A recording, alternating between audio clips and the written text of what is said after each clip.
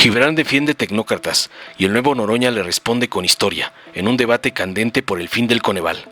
El narcodiputado Gibran Ramírez, de Movimiento Simulado, demagogo, intentó defender la permanencia técnica del Coneval, proponiendo el disparate de un consejo honorario con especialistas de la UNAM, el Colmex y la CEPAL.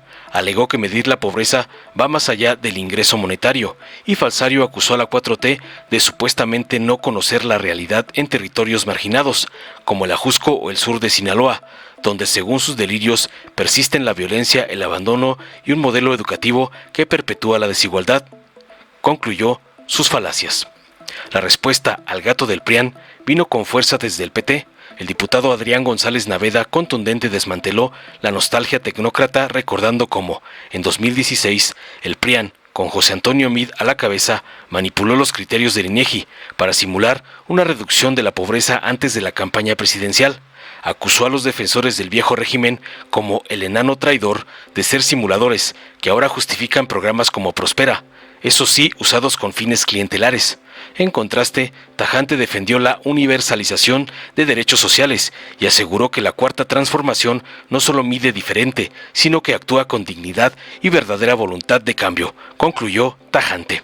Veamos enseguida cómo el enano traidor Gibran es acabado por Adrián, el nuevo Noroña, por atacar la lucha contra la corrupción de la presidenta, como le ordenan sus amos, el narcoampón Claudio X y el cacique pedante Delgado. Gracias, presidenta. Bueno, pongan ustedes que sí hay un problema de organismos que duplican costos en el Estado mexicano y que traslapan sus funciones. Tomando en cuenta que ese problema existe, aunque en este caso, según nuestra opinión, no es lo que sucede, les hacemos una propuesta que sabemos que caerá en oídos sordos, porque así sucede sistemáticamente. La propuesta consiste en incluir en el artículo 4 de la Ley de Desarrollo Social que para ocuparse de la medición de la pobreza y la evaluación integral de la política de desarrollo social, el instituto, el INEGI, se auxiliará de un consejo especializado en la materia, integrado por 3 especialistas con carácter honorario, o sea que no le costaría ningún peso, de las siguientes instituciones, que son las que han aportado más especialistas en el tema, que son la Universidad Nacional Autónoma de México, cuyos egresados juramentan cumplir y aportar a la sociedad mexicana, por lo que no habría obstáculo legal alguno, el Colegio de México, que ocupa el mismo caso, y la Comisión Económica para América Latina y el Caribe, que se ha involucrado también en actividades muy similares y con quien tenemos firmados convenios de apoyo técnico. Es decir, es perfectamente factible y no le cuesta un peso al Estado mexicano conservar capacidad técnica de medir la pobreza de manera multidimensional. Porque ser pobre no es solamente no tener efectivo en la bolsa. Bien se puede tener cada mes un depósito o varios en algunas de las familias, y ese dinero no utilizarse ni en educación ni en salud, y la condición de pobreza no por eso mejorará. Muchos del oficialismo dicen que están frecuentemente en el territorio. Aquí la verdad es que no se nota. No han ido, por ejemplo, a San Miguel Ajusco, donde los niños están inscritos en las escuelas para tener acceso a las becas, allá en Tlalpan, donde gobernó la actual presidenta, donde los niños están inscritos para tener acceso a las becas, donde sus familias tienen otros programas sociales, donde algunas de las personas ya están renunciando a los trabajos por ese acceso a las transferencias, y la salud sigue decayendo, y la educación es un modelo pobre para estudiantes pobres, y se perpetúan las condiciones para esa desigualdad estructural.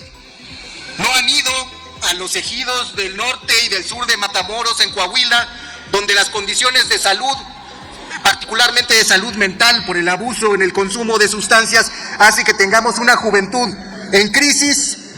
No han ido a los ejidos del Rosario y de Escuinapa para ver las condiciones en las que viven los habitantes del sur de Sinaloa, aunque tengan transferencias monetarias, pero no teniendo acceso a servicios de calidad ni en materia de seguridad, porque la guerra ahí sigue cobrando vidas por culpa de Rubén Rocha Moya y su desgobierno, y no solo en seguridad, sino tampoco en salud, ni en el tema agrario, todo el desorden que hemos visto. La medición multidimensional de la pobreza, la labor que costó tanto tiempo construir, que incorporó todos los criterios distintos de las ciencias sociales, de los mejores pensadores en el país al respecto, era un patrimonio público. Algo puede rescatarse todavía de ese patrimonio público si incorporamos especialistas de esas instituciones que vendrán con mucho gusto, de manera honoraria, honorífica, a trabajar de la mano con las instituciones del Estado a las que les estamos encargando cada vez más tareas con cada vez menos presupuesto.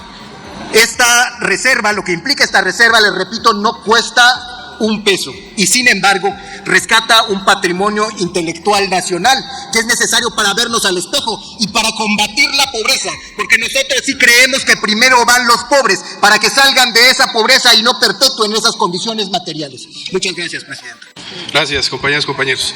Hay que agradecer mucho que los argumentos de la reacción nos permiten hacer un contraste más profundo sobre por qué somos tan distintos a ellos, por qué es que el pueblo ha optado por construir un movimiento de masas sin parangón y por qué es que estamos construyendo un andamiaje jurídico constitucional de acuerdo a las necesidades del pueblo. Es falso lo que decían unos representantes de la reacción sobre que en 2017 se combatió la pobreza. Es falso. Y qué bueno que lo mencionan para que podamos señalar cómo en ese momento quienes ahora dicen defender a los órganos de medición, quienes ahora quieren defender los criterios técnicos de medición, en su momento se mostraron como lo que son, simuladores. Bajo la modificación de criterios para medir el ingreso de los hogares en el 2016 a petición de José Antonio Meade, con una simulación, con una artimaña, presionando al INEGI para que modificara los criterios de medición de ingreso por hogar, es que automáticamente lograron aumentar en papel, no en los hechos, en papel, el ingreso de las familias en un 33%. Una simulación. De 1992 a 2018, el PRIAN no combatió la pobreza. Los datos lo acreditan. De 1992 a 2018, el ingreso per cápita se mantuvo igual, lo mismo que el porcentaje de personas bajo la línea de pobreza. Es decir, que en términos reales la población pobre de México aumentó año con año. Ese es el saldo social del PRIAN como régimen corrupto. Por supuesto que no les vamos a reconocer que esa maniobra política para modificar los criterios de medición significan en los hechos una acción concreta de combate a la pobreza. ¡Lo simulen! Pero esa falta de autoridad moral es lo que construyó la tumba política que permitió el nacimiento de este proyecto. Así que en el fondo se lo reconocemos y se los agradecemos. Lo saben. No se descompongan. Si quieres hacer una pregunta, tú lo sabes bien, si quieres hacer una pregunta. Fue una modificación artificial lo que hicieron con el INEGI.